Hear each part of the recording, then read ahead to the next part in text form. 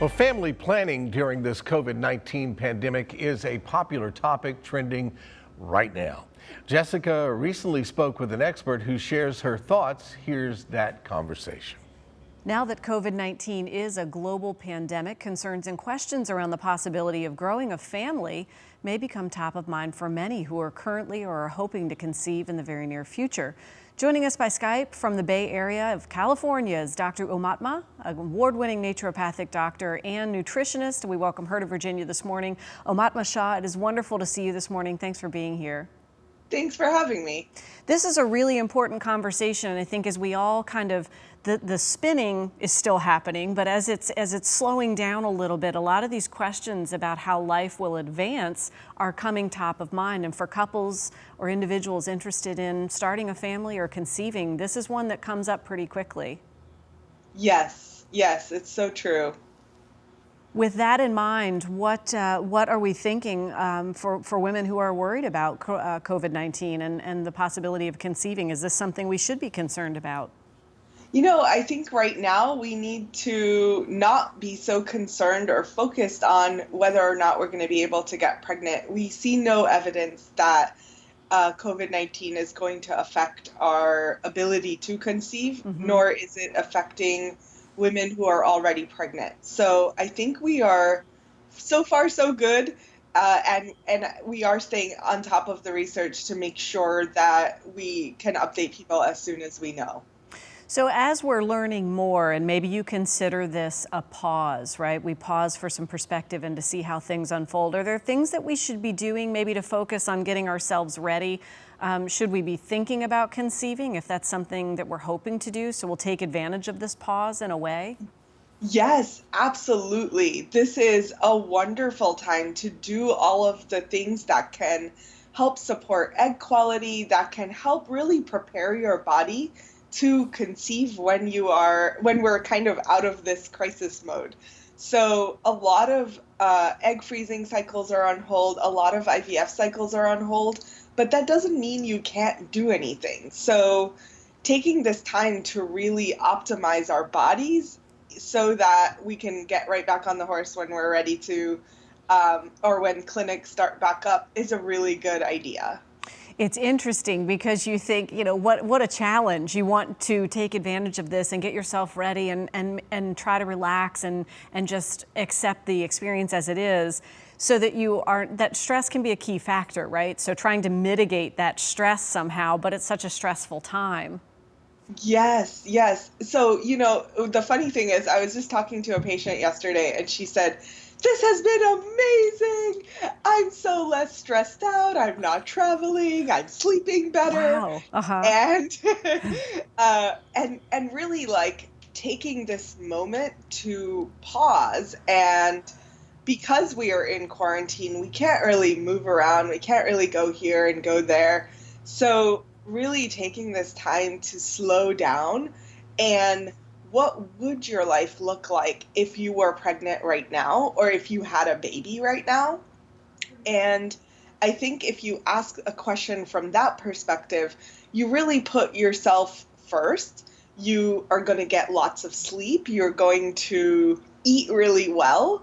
So if you were acting like you were pregnant or breastfeeding or you just had a baby, those are all great times to focus in and focus on what's most important. And treat yourself, if you're trying to conceive, you treat yourself the same, right? Like prioritize yourself. Make sure you're eating good food. Make sure you can go out and exercise. Even if we're on quarantine, you can get fresh air. So making time for the little things that are going to help build your stress resilience or your body's ability to respond to stress differently is going to go a long ways. And really like viewing this opportunity from the perspective of, it's gonna be okay. We're gonna get through this. And while we are in the wait, we can do the things that we know to do that is going to set us up for a better success in the near future. Yeah, great advice. And as you're tackling that stress, are there other things that we should be doing to keep in mind? You know, maybe starting the prenatal vitamins. Are there certain levels that we should be focused on? Other areas to look at? Yeah, if the things that I would say would help are things like vitamin D, vitamin C, and zinc. Those are at the top of my list for things that will help you be proactive in supporting your immune system through this crisis, as well as things that are super important once you're pregnant. So, or even once you have a child. So, those things are going to help quite a bit. In addition to that, a prenatal, if you're pregnant or trying to conceive, is a good idea. A good, healthy prenatal. And I say that with a lot of emphasis because there are lots of prenatals out on the market. Ideally, you're going to try to get a good, nice, robust one. Don't go to a big box store to get a prenatal, right? Hmm. Like, ask your naturopathic doctor, or if you don't have one, there are lots of resources online to try and figure out how good a vitamin is or not. But getting a really good, healthy prenatal will help.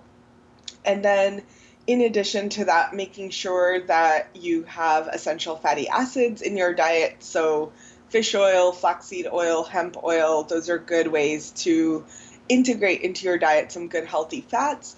And eating lots of antioxidants. So, even though we are in this momentous crisis, at least what I've seen in the Bay Area, and this might vary from place to place in the country, but what I have seen is that fresh fruits and vegetables are not limited, right? We have abundant fresh fruits and vegetables, at least for now. So while we can eat lots of green leafy vegetables, they are high in folate, which is essential for trying to conceive and conceiving or being pregnant.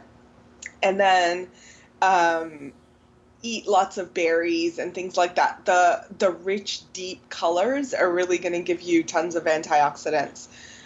So that's a really great way to help pay attention to your diet as well as support your fertility. So in Other, so Oh, oh, sorry to interrupt you, but in so many ways, it's interesting as this conversation continues. I'm thinking just take that time, because this is part of the, under normal circumstances, the advice of being kind to yourself, getting your body ready, taking advantage of that time of pause, getting rest, getting exercise, and focusing on an elevated level of nutrition and some supplements.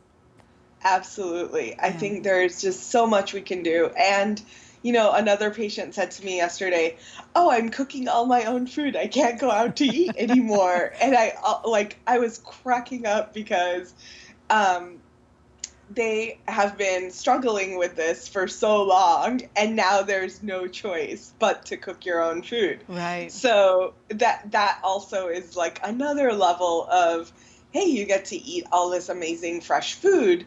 And the other good news is most stores, from what I've noticed, is they're out of junk food. So that's like, there's so many little small things that if we're paying attention, this crisis is really a way for us to tune in, figure out what we really need for ourselves, for our bodies, and be able to integrate that into our lifestyle in a way that we really wouldn't be able to do at other times in our lives. Right, under typical times, it's true. Yeah. And I think with all of this time together, I guess I have to, the elephant in the room is that practice makes perfect. So take advantage of the time together and be kind to yourself, and we'll see after this pocket of pause is over what comes next. It was great talking with you today. Thank you so much. So wonderful to be here. Thanks for having me. Great insights from Dr. Shaw. We appreciate her taking the time. For more information, you can visit us online, WTVR.com/VTM. Until then, be kind to yourself, and we'll be right back after this break.